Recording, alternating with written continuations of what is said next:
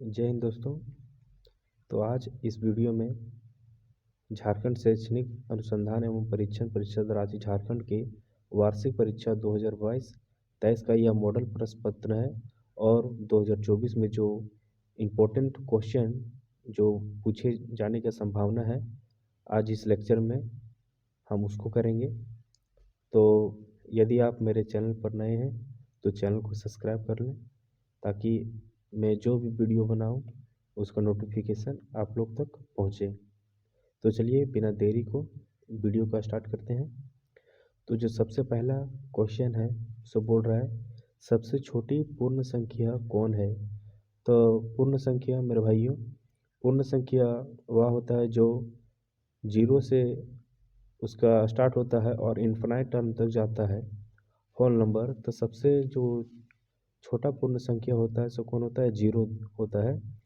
तो ऑप्शन एक दिया है एक, ऑप्शन दो है जीरो, ऑप्शन तीन है दो और ऑप्शन चार है तीन। तो इसका ऑप्शन दो हो जाएगा, जीरो। ठीक है, आगे बढ़ते हैं क्वेश्चन नंबर सेकंड की ओर। क्वेश्चन सेकंड बोल रहा है कि पाँच का व्युत्क्रम क्या होगा। व्युत्क्रम का मतलब दोस्तों रेसिप्रोकल होता है। जैसे यहाँ पे है कि पाँच है तो पाँच के नीचे क्या है, हम लोग जानते हैं कि एक होता है। तो इसका व्युत्क्रम, इसका रेसिप्रोकल क्या हो जाएगा, 1/5 हो जाएगा, है ना। तो इसका सही आंसर क्या हो जाएगा, ऑप्शन नंबर 4, 1/5। ठीक है, आगे बढ़ते हैं क्वेश्चन नंबर थर्ड की ओर। क्वेश्चन नंबर थर्ड बोल रहा है 19 का वर्ग क्या होगा। 19 का स्क्वायर पूछ रहा है मेरे दोस्तों। तो 19 का स्क्वायर होता है, ऑप्शन नंबर ये दिया है 324, ऑप्शन नंबर बी दिया है 361, ऑप्शन नंबर तीन दिया है 341 और ऑप्शन नंबर चार दिया है 371। तो इसका ऑप्शन नंबर बी होगा 361। यदि हम लोग 19 को 19 से मल्टीप्लाई करते हैं तो जो हमारा वैल्यू होगा सो कितना होगा, 9 को करेंगे तो 1 और यहाँ पे होगा कितना होगा, यहाँ हो जाएगा 17 और यहाँ हो जाएगा 9 और 1। तो फाइनल वैल्यू कितना आया, 16 और एक दो एक तीन, कितना आ गया 361 आ गया। तो इसका सही आंसर क्या हो जाएगा, ऑप्शन नंबर दो 361 हो जाएगा। ठीक है, आगे बढ़ते हैं क्वेश्चन नंबर 4। 900 का वर्गमूल क्या होगा। 900 का स्क्वायर रूट पूछ रहा है क्या होगा। तो यदि हम लोग 900 का वर्गमूल निकालते हैं तो हम लोग क्या करते हैं, दो दो का बनाते हैं पेयर। तो इसका 9 का पेयर बनाएंगे यहाँ पे जीरो बैठा के। तो 3 का स्क्वायर क्या होता है, हम लोग लिखेंगे क्या होता है, 3 का स्क्वायर 9 होता है। ठीक है, और यदि हम लोग कभी भी यहाँ पे बैठाते हैं तो पेयर में ही बैठाएंगे। तो डबल जीरो बैठाएं तो इसके बदले हम लोग यहाँ पे कितना जीरो देंगे, एक जीरो देंगे, है ना। और फिर इसको क्या किया जाता है, फाइनल वैल्यू यहाँ को जोड़ा जाता है। तो इसका जो फाइनल वैल्यू होगा उसको कितना होगा, 30। तो 900 का वर्गमूल कितना होगा, ऑप्शन नंबर ये हो जाएगा 30। ठीक है, आगे बढ़ते हैं क्वेश्चन नंबर 5 की ओर। 11 का घन कितना होगा। 11 का क्यूब पूछ रहा है। क्यूब का कहने का मतलब है दोस्तों कि यदि किसी का 11 पूछा है तो 11 गुने 11 गुने 11 होता है ना। तो यदि 11 और 11 को गुना करेंगे तो कितना होगा, 121, और फिर 11 से इसको गुना करेंगे तो इसका फाइनल वैल्यू कितना हो जाएगा, 1331, है ना। ऑप्शन नंबर तीन होगा, कितना होगा 1331, ऑप्शन नंबर तीन। आगे बढ़ते हैं क्वेश्चन नंबर 6 के क्या बोल रहा है, 8/27 का घन मूल क्या होगा। क्यूब रूट ऑफ 8/27, इसका क्यूब रूट कितना होगा। तो 8 का क्यूब रूट कितना होता है 2, और 27 का क्यूब रूट कितना होता है 3। तो इसका जो फाइनल वैल्यू होगा उससे कितना होगा, 2/3, ऑप्शन नंबर ये। आगे बढ़ते हैं दोस्तों, क्वेश्चन नंबर 7 क्या बोल रहा है कि 5 के पावर में 3 का सही मान है। 5 का पावर का 3 का मतलब है मेरे दोस्तों 5 इंटू 5 इंटू 5, ठीक है। तो कितना होगा, 5 इंटू 5 करेंगे तो 25, और 25 इंटू 5 करेंगे तो कितना होगा 125, 125, ऑप्शन नंबर बी, ठीक है। कितना होगा इसका, ऑप्शन नंबर बी, 7 का बी होगा, ठीक है। आगे बढ़ते हैं क्वेश्चन नंबर 8 की ओर। बोल रहा है कि x⁻0 का मान क्या होगा। तो हम इस पर एक टॉपिक बनाए हैं कि यदि किसी संख्या पर 0 होता है तो उसका मान 1 होता है, और उसमें मैंने प्रूफ भी किए हैं। तो यदि आप उस वीडियो को नहीं देखे हैं तो देख सकते हैं। फिर भी मैं इसमें बताने का प्रयास करता हूँ, जिससे कि यदि हम लोग लिखते हैं कि 2/2, तो इसका वैल्यू होता है 1। यदि हम लोग लिखते हैं कि 3/3, तो इसका वैल्यू कितना होता है 1। इसका कहने का मतलब है कि यदि यहाँ पे इसका 2 के पावर कितना है 1, और यहाँ पे 2 के पावर कितना है 1, तो हम लोग यहाँ पे एक्सपोनेंट चैप्टर जब पढ़ते हैं तो वहाँ पे प्रॉपर्टी होता है, यदि a के पावर में है m, और है ना a के पावर में है n, कहने का मतलब है कि यदि बेस सेम है, यदि बेस सेम है और एक्सपोनेंट उसका है जो डिवाइड में है, तो क्या होता है, बेस का वही रहता है और जो एक्सपोनेंट होता है सो माइनस हो जाता है, ठीक है। क्या होता है, एक्सपोनेंट माइनस हो जाता है, ठीक है। एक्सपोनेंट क्या हो जाता है, माइनस हो जाता है। तो यदि क्या है 2 है, तो यहाँ पर 1 - 1 लिखेंगे, है ना। तो कितना हो जाएगा 2 के पावर में 0, और हम लोग जानते हैं कि 2/2 होता है तो 1 के बराबर होता है, और ये हो गया 2 के पावर 0 बराबर 1। तो यहाँ से हम लोग ऐसे करके प्रूव कर सकते हैं, ठीक है। आगे बढ़ते हैं, 8 का जो आंसर होगा सो कितना होगा, ऑप्शन नंबर बी 1। आगे क्वेश्चन नंबर 9 बोल रहा है कि एक संख्या ए बी का विस्तारित रूप है। विस्तारित रूप मतलब इसको हम लोग एक्सपेंड करके कैसे लिख सकते हैं। ए बी का कहने का मतलब है कि यदि ए बी लिखा है तो ये 1 डिजिट पे है और ये 10 डिजिट पे, ठीक है।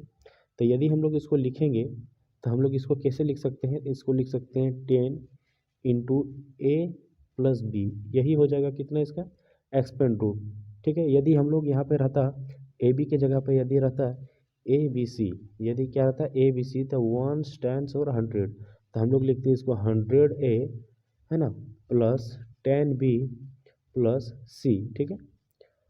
तो मेरे क्वेश्चन में ये नहीं दिया है, क्या दिया है ए बी, तो इसका फाइनल आंसर हो जाएगा 10 a प्लस बी, ठीक है। आगे बढ़ते हैं मेरे दोस्तों, क्वेश्चन नंबर 10 की ओर। क्या बोल रहा है, कौन सी संख्या 3 से विभाज्य है। 3 से विभाज्य का मतलब है कि 3 का विभाज्यता का नियम कहता है कि कोई भी संख्या है उसका यदि सम 3 से विभाज्य है तो पूरा संख्या 3 से विभाज्य होगा। तो ऑप्शन नंबर जो 1 दिया है इसमें क्या है 1 2 0, तो इसका सम कितना होता है 3 होता है, ठीक है, कोई दिक्कत नहीं है। आगे बढ़ते हैं 1 2 2, तो 2 2 4 और 1 5, ये नहीं होगा, है ना। 1 1 2 और 9 11, ये भी नहीं होगा। और ऑप्शन नंबर 4 है 1 2 3 और 5 8, ये भी नहीं होगा। तो मेरा फाइनल वैल्यू क्या हो जाएगा, ऑप्शन नंबर 1 1 2 0, ठीक है। क्वेश्चन नंबर 11 बोल रहा है, निम्न में एक पदी व्यंजक है। एक पदी व्यंजक का कहने का मतलब है कि उसमें एक पद होना चाहिए, कि क्या होना चाहिए, एक ही पद होना चाहिए, ठीक है।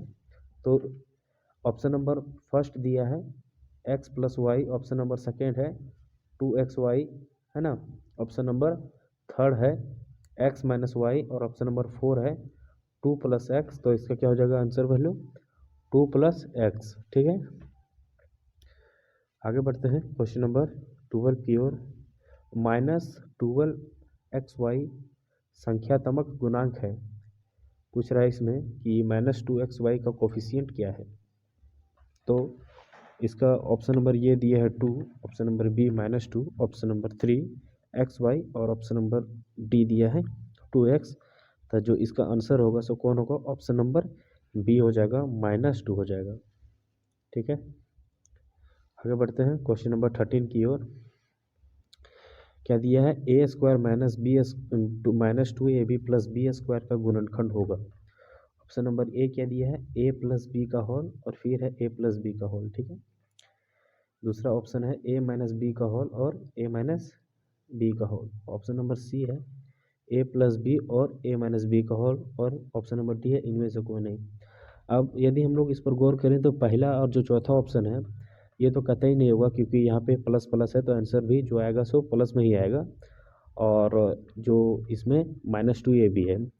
यदि थर्ड ऑप्शन की बात करें तो यदि हम लोग इसको मल्टीप्लाई करेंगे तो एक माइनस और एक प्लस का टर्म कट जाएगा, फाइनल वैल्यू क्या बचेगा, ए स्क्वायर प्लस बी स्क्वायर बचेगा, है ना। यदि हम लोग इसको लिखते हैं, क्या लिखेंगे, यदि हम लोग मल्टीप्लाई करते हैं पहले ए को, यदि हम लोग मल्टीप्लाई करेंगे ए को ए माइनस बी से और बी को किससे करेंगे, ए माइनस बी से, है ना, तो इसका वैल्यू क्या हो जाएगा, ए स्क्वायर माइनस ए बी और प्लस ए बी और माइनस बी स्क्वायर। तो प्लस ए बी से माइनस ए बी कट जाएगा, ए स्क्वायर माइनस बी स्क्वायर होता है ना। तो ये वैल्यू मेरा नहीं होगा, तो फाइनल वैल्यू क्या हो जाएगा, ऑप्शन नंबर सेकेंड ए माइनस बी का होल और ए माइनस बी का होल, तो ये क्या हो जाएगा, ए माइनस बी का होल स्क्वायर। ठीक है, आगे बढ़ते हैं क्वेश्चन नंबर 14 की ओर। क्या बोल रहा है question number 14, x square minus 9 का गुणनखंड होगा, इसका फैक्टराइजेशन क्या होगा। तो चलिए इसको निकालते हैं।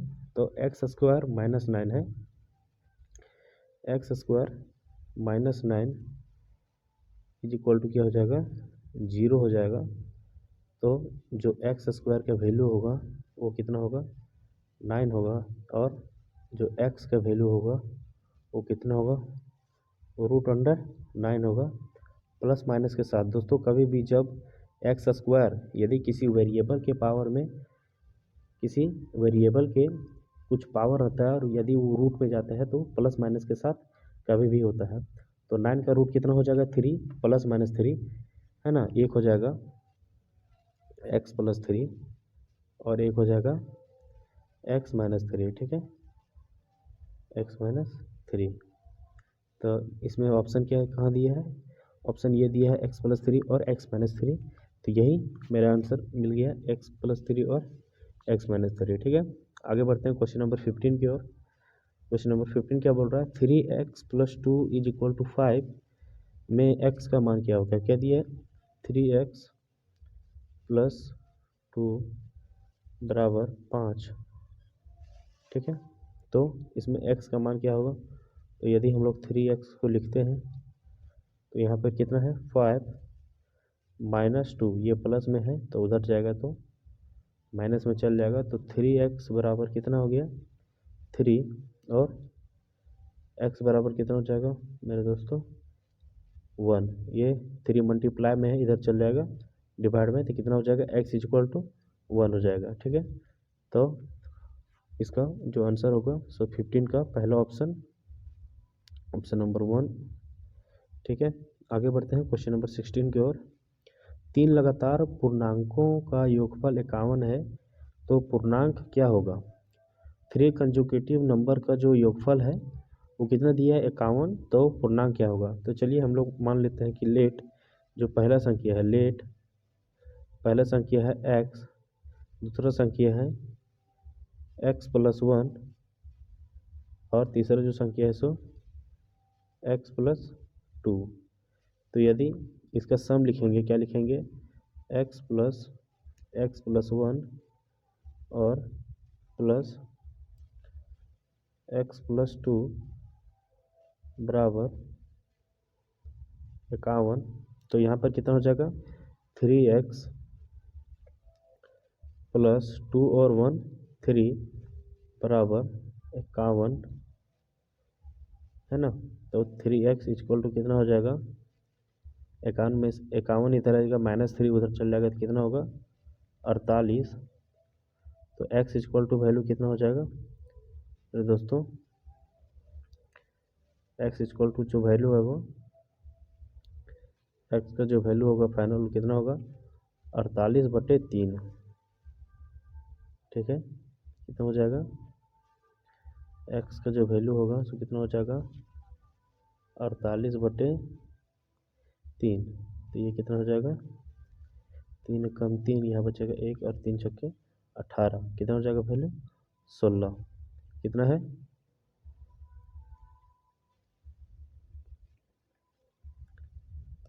ना। x का वैल्यू कितना आ गया 16, तो x का वैल्यू आया x बराबर 16, तो x प्लस 1 का वैल्यू कितना हो जाएगा, x प्लस 1 का वैल्यू हो जाएगा x 17 और x प्लस 2 का वैल्यू हो जाएगा कितना 18। तो इसका ऑप्शन नंबर क्या हो जाएगा, ऑप्शन नंबर सेकेंड 16 17 18। ठीक है, आगे बढ़ते हैं क्वेश्चन नंबर 17 की ओर। सोलते हैं क्वेश्चन नंबर 17 बोल रहा है क्या 40 का कितना प्रतिशत 16 है। क्या बोल रहा है 40 का कितना प्रतिशत 16 है। तो चलिए मान लेते हैं कि x प्रतिशत 16 है। 40 का x प्रतिशत का मतलब बट्टा 100 कितना है 16 है। ठीक है, तो एक जीरो से एक जीरो कैंसिल हो जाएगा, तो कितना आ गया 4x बटा 10 बराबर 16। ठीक है, 4x बटा 10 बराबर 16, तो 4x बराबर कितना हो जाएगा 160 और x बराबर कितना हो जाएगा 40%। कितना हो जाएगा वैल्यू 40%। तो इसका ऑप्शन नंबर सी हो जाएगा 40%। ठीक है, क्वेश्चन नंबर 18 दिया है कि 50 आमों के समूह में 60% आम बिल्कुल पके हैं। 50 आम है जिसमें से 60% जो आम है सो बिल्कुल पके हैं, तो पके हुए आमों की संख्या ज्ञात कीजिए, मतलब संख्या क्या है। तो हम लोग इसको दो तरीके से निकाल सकते हैं कि यदि हम लोग 50 आमों की 60% निकाल लें तो पता चल जाएगा कि आम कितने पके हैं। ठीक है, तो 50 का 60% आम बिल्कुल पका है। ठीक है, तो एक जीरो से एक जीरो, एक जीरो से एक जीरो, 6 बचे 30 आम, मतलब 30 आम बिल्कुल पके हैं। और क्वेश्चन में क्या पूछ रहा है, तो पके हुए आमों की संख्या ज्ञात कीजिए, तो वही क्वेश्चन में पूछा भी है, तो इसका आंसर क्या हो जाएगा 30 हो जाएगा। ठीक है, यदि पूछा होता कि नहीं पके हुए की संख्या नहीं हो तो 50 में से 30 माइनस हो जाता है 20 हो जाता है। ठीक है, तो इसका ऑप्शन नंबर थर्ड होगा 30। क्वेश्चन नंबर 19 बोल रहा है कि यदि x बराबर 1 है और y बराबर -2 है तो x square plus y square का मान क्या होगा। तो x बराबर क्या है मेरे दोस्तों, x बराबर है 1 और y बराबर है -2। ठीक है, तो क्या पूछा है x square plus y square, तो 1 का स्क्वायर प्लस -2 का स्क्वायर, तो 1 का स्क्वायर कितना हो जाएगा 1 प्लस, यदि -2 को हम लोग लिखेंगे का स्क्वायर लिखेंगे तो माइनस इंटू माइनस क्या हो जाएगा प्लस हो जाएगा, और 2 का स्क्वायर कितना हो जाएगा 4 हो जाएगा, है ना। तो इसका जो फाइनल वैल्यू होगा कितना होगा 5। ठीक है, ऑप्शन नंबर थर्ड हो जाएगा। आगे बढ़ते हैं मेरे दोस्तों, क्वेश्चन नंबर 20 की ओर। बोल रहा है कि 7 का घन का इकाई अंक क्या होगा। तो चलिए इसको निकालते हैं। तो 7 का घन का मतलब 7 गुने 7, तो 7 को 7 से मल्टीप्लाई करेंगे तो कितना होगा 49, और 49 को यदि हम लोग 7 से मल्टीप्लाई करते हैं तो 9 सती 63 के 3 बैलेंस 6 और 7 चौके 28 और 6 कितना हो जाएगा 34। ठीक है, 343। तो इसका जो इकाई अंक होगा वो कितना होगा 3। तो ऑप्शन नंबर इसका 3 हो जाएगा आंसर, है ना। आगे बढ़ते हैं क्वेश्चन नंबर 20 की ओर। 20 हो गया। तो दोस्तों इस वीडियो में इतना ही क्वेश्चन हम लोग करेंगे। अब अगले वीडियो में आप लोग को जितने भी शेष क्वेश्चन बचे हैं उसको पूरा करेंगे। तो यदि वीडियो आप लोग को अच्छा लगा होगा तो कृपया लाइक कर दें और कमेंट करें। थैंक यू दोस्तों।